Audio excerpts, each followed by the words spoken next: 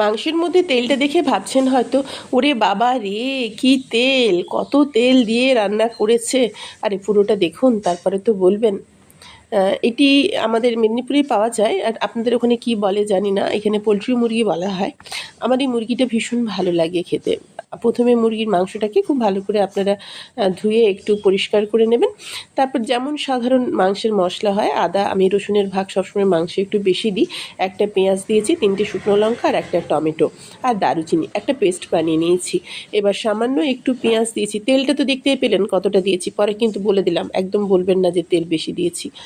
ওই তেলের মধ্যে পেঁয়াজটা ভাজা হয়ে যেতে মশলা বাটাটা এর মধ্যে দিয়ে নিলাম। এবার সামান্য একটু জিরের গুঁড়ো দিয়েছি। এই মাংসের মশলাতে আমি কোনো তেমন মশলাই দেব না, কারণ এর পাতলা ঝোলটা পুরো দেশি মুরগির মতো খেতে লাগে আর ভীষণ সুন্দর লাগে। দিলাম সামান্য পরিমাণে হলুদ, চাইলে এখানে একটু লঙ্কার গুঁড়ো দিতে পারেন। আমি যেহেতু লঙ্কা বেটে দিয়েছি, কাঁচা লঙ্কা দেবো, তাই আর বেশি লঙ্কা দিলাম না, পরে যদি ইচ্ছে হয় একটু দেবো। এবার আলু কেটে রেখেছিলাম, আলুকে আলাদা করেও ভাজিনি, আলুকে এই একসাথে ভেজে নেব একটু খালি মশলার সাথে। কারণ হচ্ছে একটাই, এই মাংস সিদ্ধ হতে কিন্তু ভীষণ সময় লাগে। বেশিরভাগ সময় প্রেশার কুকারে রান্না করি, আজকে যদিও আমি প্রেশার কুকারে রান্না করিনি, তো আলু এমনিতেই সেদ্ধ হয়ে যাবে। তো মাংসের সাথে মশলার সাথে আলুটাকে একটু ভালো করে ভেজে নেওয়ার পর ওতেই আমি তুলে দিলাম মাংসগুলো। এই মাংসটা আমি প্রথম খেয়েছিলাম আমার দাদার কাছে। মাংস রান্না আমরা সবাই জানি, মাংস রান্না শেখানোর মতো আপনাদেরকে আমি এই ভুল করতে যাব না। আমাকে জাস্ট ভিডিও দিতে হবে, তাই আমি ভিডিও দিচ্ছি। আপনাদের ভালো লাগলে আপনারা দেখতে থাকুন। আর যাদের যাদের আমার কথা বলা ভালো লাগে তারা নিশ্চয়ই শুনবেন, আমি জানি। আর যাদের যাদের মাংস খেতে ভালো লাগে তাদের তো যে কোনো রান্না দেখলে জিভে জল আসে। যেমন আমি যে কোনো রান্না দেখলেই মনে হয় আমার জিভ দিয়ে জল পড়ে যাবে। এবার একটু গুঁড়ো লঙ্কা দিয়ে নিলাম রঙের জন্য।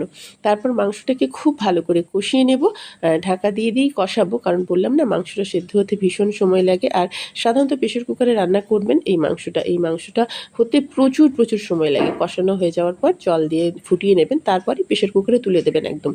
আর আমি আজকে প্রেশার কুকারে দিইনি, কারণ আমার ওই এত ঝামেলা করতে আর ইচ্ছে হলো না। উপর থেকে আমি গরম জল দিয়ে নিলাম। এই রান্নাতে সবসময় গরম জলের ব্যবহারটাই করবেন। যে কোনো রান্নাতে গরম জলের ব্যবহার করলে তার স্বাদ পাল্টে যায়, তার স্বাদ সুন্দর হয়। আর যেহেতু জলটা ছিল গরম, তাই ফুটতে শুরু করে দিয়েছে দেখুন, সঙ্গে সঙ্গে ফুটতেও কোনো সময় লাগেনি। এবার আমি আর কোনো কাজ করব না, জাস্ট ঢাকা দিয়ে দেবো, আর কোনো কাজ নেই। নুনটা যেহেতু জল দিলাম, নুনটা একটু দেখে নেবেন। আর দিয়ে নেব কয়েকটা গোটা রসুন আর কয়েকটা গোটা কাঁচা লঙ্কা। এবার মাংসটাকে একটু ফুটতে দেব, ঢাকা দেব।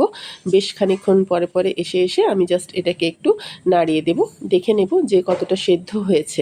আমি বারবার ভাবছিলাম আজকে একটু প্রেশার কুকারে দিলে হতো, কিন্তু সেই অবধি না আর দেওয়া হয়ে উঠলো না। তবে সেদ্ধ হয়েছিল, খাওয়ার সময় মনে হয়েছিল না আরও একটু সেদ্ধ হলে হয়তো ভালো হতো। কিন্তু আপনাদের বলবো, আপনারা কিন্তু প্রেশার কুকারে করবেন। আলুটা আমার ভীষণ সুন্দর সেদ্ধ হয়ে গেছিলো, মাংসটা আমাকে খেতে ভালো লাগে ভীষণ। আর এই মাংস দেখলে আমার সত্যিই জিভ দিয়ে জল পড়ে, কারণ এর স্বাদটা সম্পূর্ণ অন্য রকম। অন্য সময় এই মাংসের সাথে ডিম আসে, ছোট ছোট ছোট ছোট ডিম থাকে, আজকে আর ডিমটা ছিল না। ডিমটা থাকলে ডিমটা সবার শেষে দেবেন। দেখতে পেয়েছেন মাংসটাতে বলেছিলাম না প্রচণ্ড তেল বেরোয়, রান্নার শেষের সময় কত সুন্দর তেল বেরিয়েছে, লোভ লাগছে, আমার তো ভীষণ লাগে।